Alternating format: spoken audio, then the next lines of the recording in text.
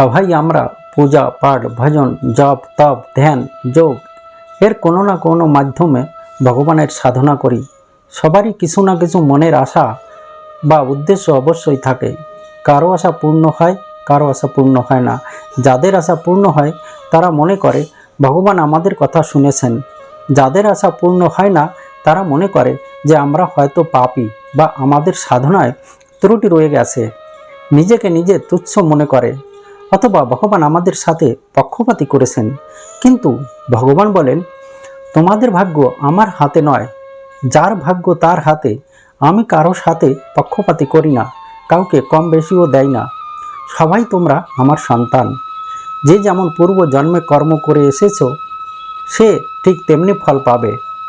এখনের সাধনার ফল এখন পাবে না, কারণ গাছ লাগালে ফল সাথে সাথে পাওয়া যায় না। তাই এখন যেমন সাধনা করবে তেমনি ফল পরবর্তী জন্মে পাবে। সুন্দর দেহ, স্ত্রী, সন্তান আর ধন সম্পত্তি পেয়ে আমাকে ভুলে যেও না কামবাসনায় লিপ্ত হয়ে। যতক্ষণ মন থেকে দূর না হয় ইন্দ্রিয় সুখভোগ, ততক্ষণ লাগে না পরমাত্মার সাথে ধ্যান যোগ। বিধিমতে যত করবে সাধনা, তত সত্বর মিটবে মনের বেদনা। তাই সাধনা করতে হলে প্রথমে জানতে হবে সাধক, সাধন, সাধনা এবং সিদ্ধি। সাধক মানে স্বয়ং আত্মা, সাধন মানে শরীর, সাধনা মানে স্বধর্মের আধারে কর্ম করা, সিদ্ধি মানে পরমাত্মার সান্নিধ্য অনুভব করা। সাধনার ফাউন্ডেশন হলো 4 কোণা বিশিষ্ট আসন, অর্থাৎ 4 পিলার বা খুঁটি। সেটা হলো সৎসঙ্গ, শুদ্ধ ভোজন, পবিত্রতা এবং দৈবী গুণ।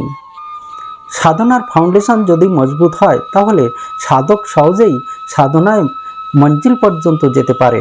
এই জন্য যেমন করো ফলের আশা তেমনি লাগাও গাছ, যেমন চাও ভাগ্য তেমনি বানাও মনের সাজ। কথাগুলি যদি যথার্থ মনে হয় তাহলে প্র্যাকটিক্যাল করে দেখবেন এবং অন্যকেও শেয়ার করবেন। ধন্যবাদ। ওম শান্তি।